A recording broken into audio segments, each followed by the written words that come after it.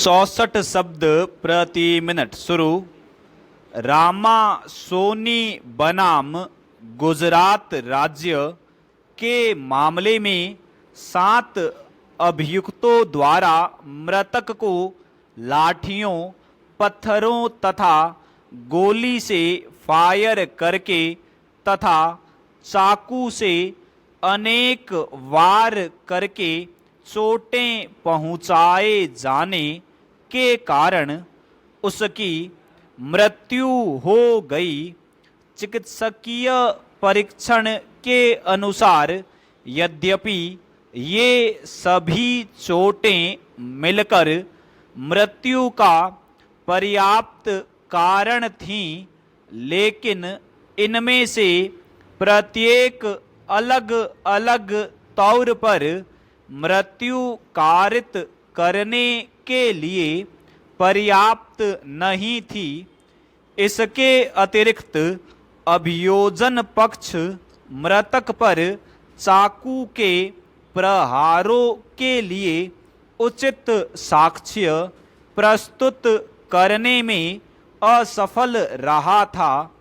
उक्त परिस्थितियों में उच्चतम न्यायालय ने विनिश्चित किया कि मृत्यु कारित करने का सामान्य आशय निश्चयात्मक रूप से निसंदेह सिद्ध नहीं हो सका था। अतः अभियुक्तों को भारतीय दंड संहिता की धारा 302/34 की बजाय धारा 326/34 के लिए सिद्ध दोष ठहराया जाना उचित था। चेंज श्वेता बनाम हरियाणा राज्य के प्रकरण में अभियुक्ता श्वेता तथा उसके पति ने अपने पिता से यह शिकायत की कि उसने अपनी जमीन दूसरे पुत्र के परिवार को क्यों दे दी। पिता के उत्तर से क्रोधित होकर अभियुक्ता के पति ने अपने पिता पर लाठी से प्रहार किए।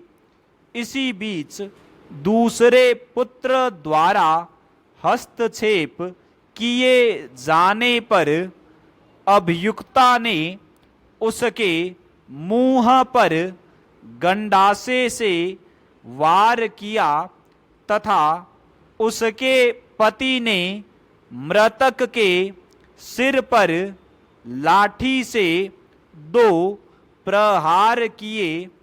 इसके परिणाम स्वरूप घटना के 15 दिनों बाद मृतक की मृत्यु हो गई। उच्चतम न्यायालय ने विनिश्चित किया कि घटनाक्रम को देखते हुए यह नहीं कहा जा सकता कि पति द्वारा हत्या कारित करने के आशय में अभियुक्ता का सामान्य आशय शामिल था। अतः दोनों को उनके व्यक्तिगत कृत्य के लिए दोषी ठहराया गया तथा अभियुक्ता को केवल गंभीर चोट पहुंचाने के अपराध के लिए धारा 326/34 के अंतर्गत दोषी ठहराया गया, जबकि उसके पति को हत्या के लिए सिद्ध दोष किया गया। चेंज सामान्य आशय से संबंधित एक अन्य प्रकरण राम बनाम उत्तर प्रदेश राज्य के मामले में अपीलार्थी क्रमांक 2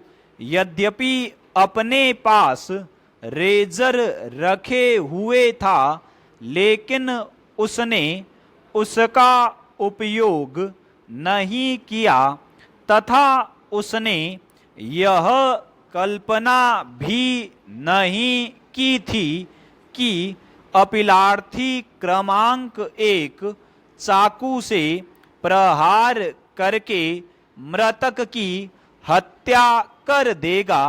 अतः स्पष्ट था कि अपीलार्थी क्रमांक 2 का इस हत्या की घटना में सामान्य आशय नहीं था, तथापि अपीलार्थी क्रमांक 2 को यह ज्ञात था कि अपीलार्थी क्रमांक 1 मृतक द्वारा किए गए अपमान से क्रुद्ध तथा उत्तेजित था तथा चाकू भी रखे हुए था।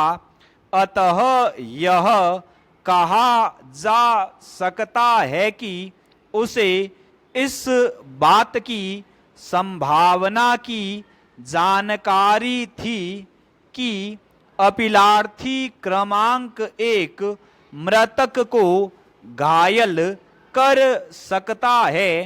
अतः उच्चतम न्यायालय ने अभी निर्धारित किया कि अपीलार्थी क्रमांक 2 का अपीलार्थी क्रमांक 1 के साथ सामान्य आशय मृतक पर केवल हमला करने या चोट पहुंचाने तक सीमित था, न कि उसकी हत्या करने हेतु। अतः उसे हत्या की बजाय केवल गंभीर चोट पहुंचाने के लिए दोषी ठहराया गया। स्टॉप।